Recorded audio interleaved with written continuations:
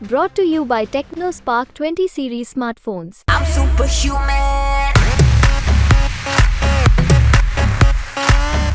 ये इस बात के लिए मुझे भी प्रेरित किया कि भाई आप भी कुछ ले दे के हमारा अपना फार्म वापस उठा लीजिए।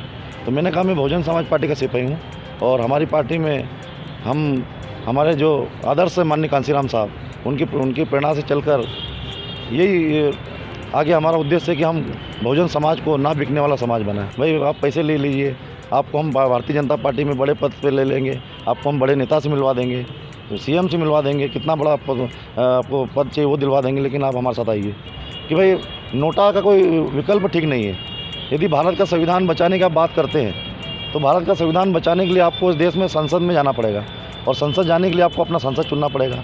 चूँकि आपकी भारतीय जनता पार्टी को आप अपना विरोधी मानते हो तो फिर आप भारतीय जनता पार्टी को जिताओगे नहीं। तो विकल्प के रूप में बहुजन समाज पार्टी है और मैं उसका संजय सोलंकी प्रत्याशी हूँ। तो फिर मुझे आप अपना सपोर्ट दीजिए। मुझे हमारे साथ थे बहुजन समाज पार्टी के उम्मीदवार संजय सोलंकी जी। ये इंदौर से आपने लड़ने का मन बनाया, पहले आप निमाड़ से लड़े, क्या कारण रहा इंदौर में चुनाव लड़ने का? देखिए, मैं अभी वर्तमान में इंदौर लोकसभा से चुनाव लड़ रहा हूँ। इसका कारण है कि मैं इसी चुनाव से पहले इंदौर उज्जैन का प्रभारी था, संभाग प्रभारी, और माननीय हमारी पार्टी के राष्ट्रीय जो नेता है आदरणीय रामजी गौतम साहब और प्रदेश अध्यक्ष हमारे रमाकांत पिप्पल जी, इनके सहयोग से मुझे इंदौर में लड़ने का मौका मिला, क्योंकि एक संभाग स्तरीय काम कर चुका हूँ, इसलिए मुझे बड़े लेवल पर लड़ाने के लिए उन्होंने मुझे आशीर्वाद दिया है, इसलिए मुझे इंदौर में लड़ने के लिए अवसर मिला। अच्छा, इंदौर की स्थितियाँ बदल गई है, दो ही पार्टी का यहाँ वजूद रहता था, कांग्रेस और भारतीय जनता पार्टी। बाकी किसी छोटी पार्टियों का कभी आधार बना नहीं इंदौर में, लेकिन कांग्रेस की स्थिति इस बार खराब होगी, तो इस चुनाव को कैसे देखते हैं आप? मैं तो ये समझ रहा हूँ कि ये चुनाव हर हाल में जीत रहा हूँ।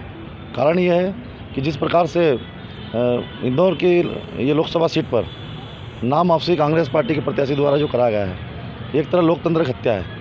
भाई राष्ट्रीय दल है, देश में सरकारें चले कांग्रेस पार्टी ने, और कांग्रेस पार्टी के उम्मीदवार अचानक अंतिम दिन नामांकन के अपना आवेदन नामांकन वापस कर ले, ये तो कोई मतलब ठीक नहीं है। जनता का विश्वास खत्म हो गया भाई, अचानक कांग्रेस का प्रत्याशी विड्रॉ कैसा हो गया।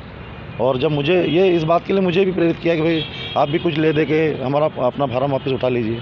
तो मैंने कहा मैं बहुजन समाज पार्टी का सिपाही हूँ और हमारी पार्टी में हमारे जो आदर्श है माननीय कांसीराम साहब उनकी प्रेरणा से चलकर यही आगे हमारा उद्देश्य है कि हम बहुजन समाज को ना बिकने वाला समाज बनाएं। और जब समाज ना बिकने वाला बनाना है तो हम प्रत्याशी हो, चाहे कार्यकर्ता हो, पदाधिकारी हो, हमको भी ना बिकने वाला बनना पड़ेगा। इसलिए हमें जो भी उनने ऑफ़र दिया, हमने ऑफ़र को ठुकरा दिया और आज मैदान में खड़े हैं। कौन लोग थे, किसने ऑफ़र दिया था, कौन मिलने आया था, क्या आपको लालच दिया था?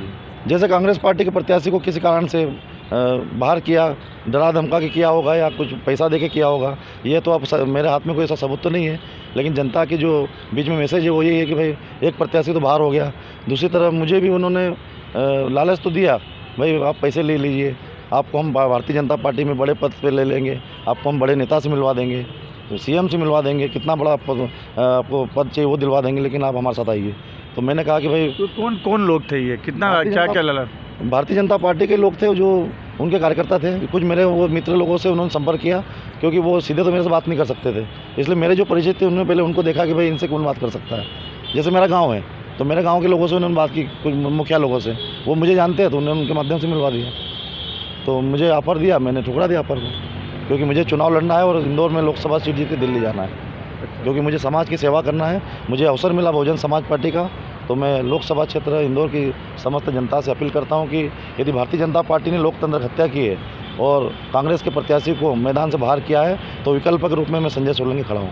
आप मुझे आशीर्वाद दें और सहयोग करें इस बार। तो आप कांग्रेस का सपोर्ट ले रहे हैं या आप ये बोल रहे हैं कि भारतीय जनता पार्टी ने गलत किया, क्योंकि वो तो नोटा की बात कर रहे हैं कांग्रेस को? कांग्रेस पार्टी से भी हमने अपील की है कि भाई नोटा का कोई विकल्प ठीक नहीं है। यदि भारत का संविधान बचाने की आप बात करते हैं तो भारत का संविधान बचाने के लिए आपको इस देश में संसद में जाना पड़ेगा और संसद जाने के लिए आपको अपना संसद चुनना पड़ेगा। चूँकि आपकी भारतीय जनता पार्टी को आप अपना विरोधी मानते हो तो फिर आप भारतीय जनता पार्टी को जिताओगे नहीं। तो विकल्प के रूप में बहुजन समाज पार्टी है और मैं उसका संजय सोलंकी प्रत्याशी हूँ। तो फिर मुझे आप अपना सपोर्ट दीजिए, मुझे विजय बनाइए, अपना ये नोटा का सिस्टम भूल करके जनता में मैसेज दे कि भाई जब कांग्रेस पार्टी का प्रत्याशी मैदान से बाहर हो गया है तो फिर बहुजन समाज पार्टी का उम्मीदवार जब मैदान में डट के खड़ा है इनके सामने, तो फिर मुझे पूरा सहयोग करना चाहिए।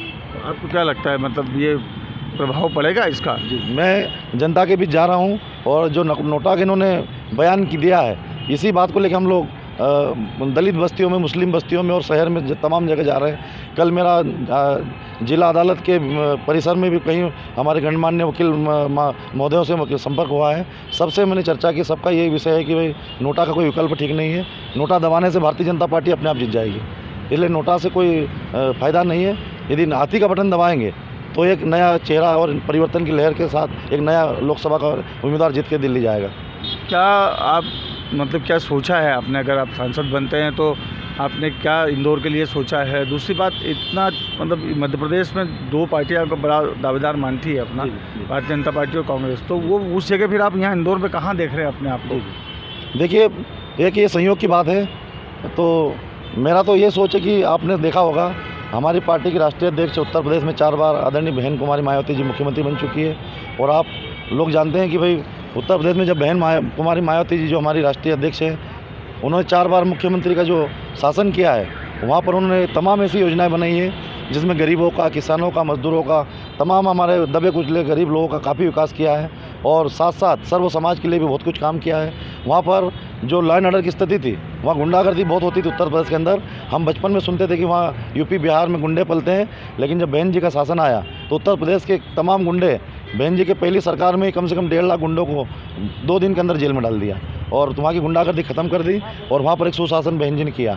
तो मैं यही कहूँगा कि यदि इंदौर के अंदर इस बार यहाँ जनता के लिए अच्छा अवसर है, तो यदि मुझे मौका मिलता है कि भाई हम भारतीय जनता पार्टी को वोट नहीं देकर बहुजन समाज पार्टी को वोट देते हैं, तो मैं ये वादा करता हूं कि बहन जी के मार्गदर्शन में, बहन जी के आदेश अनुसार और हमारे तमाम प्रदेश के जो नेता हैं उनके मार्गदर्शन में मैं इंदौर के अंदर ऐसी स्थिति पैदा कर दूंगा कि मध्य प्रदेश में इंदौर का नाम मध्य देश के अंदर एक नया इतिहास रचेगा। ये जो घटनाक्रम हुआ, इसको बीजेपी के बड़े जो नेता है, चाहे सत्यनारायण सत्यन हो या सुमित्रा महाजन हो, उनको भी अच्छा नहीं लगा, ये बुरा किया।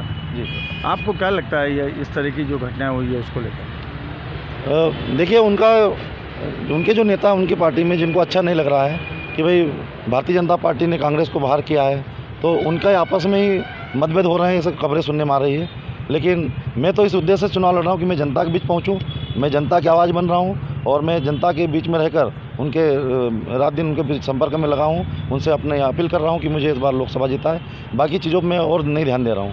मुझे इस बार किसी हाल में यहाँ इंदौर लोकसभा सीट जीतकर ये दिखाना है कि बहुजन समाज पार्टी भी इस प्रदेश देश के अंदर एक विकल्प है।